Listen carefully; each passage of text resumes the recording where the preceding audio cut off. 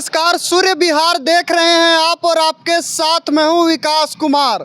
देखिए, आप लोगों ने बीते दिनों देखा था कि किस तरह से लोकसभा में नेता प्रतिपक्ष राहुल गांधी जब बिहार दौरे पर थे और यहां से जाने के बाद उन्होंने एक लेटर लिखा था कि महाराष्ट्र चुनाव जो था वो फिक्स था और उन्होंने आशंका जताई थी कि बिहार में भी जो विधानसभा के चुनाव होने वाले हैं वो भी फिक्स हो सकते हैं, इसलिए हम लोगों को सजग रहना चाहिए। तो अब आपको बता दें कि इसको लेकर बिहार में जो नेता प्रतिपक्ष तेजस्वी यादव हैं उन्होंने भी इस बात का समर्थन कर दिया है कि डर तो लगा ही रहता है, संशय तो होता ही है, इस तरह की चीज़ें तो होती ही है।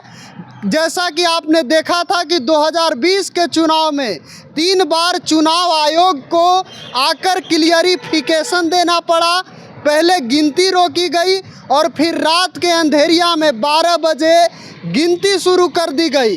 कई तो ऐसे हमारे उम्मीदवार थे जो जीत चुके थे, लेकिन बाद में उन्हें कहा गया कि जानकारी अपडेट की जा रही है और किसी को 12 वोट से, किसी को 15 वोट से हराया गया था। आप लोगों ने देखा था, लेकिन हम सजग हैं और हम चाहते हैं कि चुनाव जो है वो निष्पक्ष तरीके से हो और जो संस्थाएं हैं वो अपने कर्तव्यों का अच्छा से निर्वहन करे, ठीक ठाक से निर्वहन करे, भाजपा के प्रकोष्ठ और एनडीए के प्रकोष्ठ के रूप में काम न करे। इस तरह का निशाना साधते हुए तेजस्वी यादव दिख रहे हैं पत्रकारों से बातचीत में। आप खुद ही सुन लीजिए कि क्या कुछ हूबहू तेजस्वी यादव ने चुनाव को लेकर आशंका जताया है। बिहार में फिक्स है, क्या कहेंगे सर? बिहार में चुनाव में फिक्स के रास्ते पर जा रहा है। शंका तो लोगों को होती है।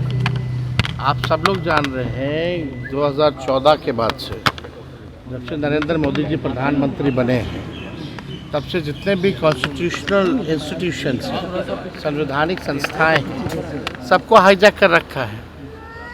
चुनाव आयोग इलेक्शन की घोषणा करता है चुनाव की तारीखों का, उससे पहले बीजेपी की आईटी सेल को पता होता है कि चुनाव कब होना है।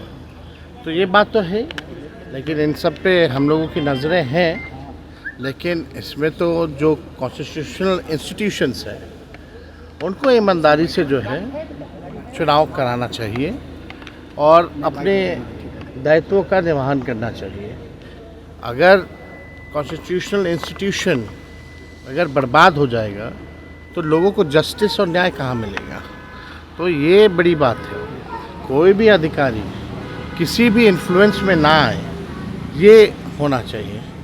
पिछले बार जो 20 का जो चुनाव हुआ था, हम लोग तो सरकार बना लिए थे। पहली बार उस समय इलेक्शन कमीशन ने 3 बार प्रेस कॉन्फ्रेंस करके जस्टिफाई किया आखिर चुनाव की गिनती क्यों रोकी गई शाम में, फिर रात के अंधेरे 11-12 बजे की शुरू की गई और जो जीते हुए कैंडिडेट जिनको अनाउंस कर दिया गया था शाम में हमारे, उनको किसी को 12 वोट से, किसी को 100 वोट से, किसी को 500 वोट से घोषणा होती है कि हार गए जो जीते हुए शाम में थे। अनाउंस्ड ये कह के कि भाई अपडेट किया जा रहा है कंप्यूटर पे। तो इस तरह की बातें तो हैं।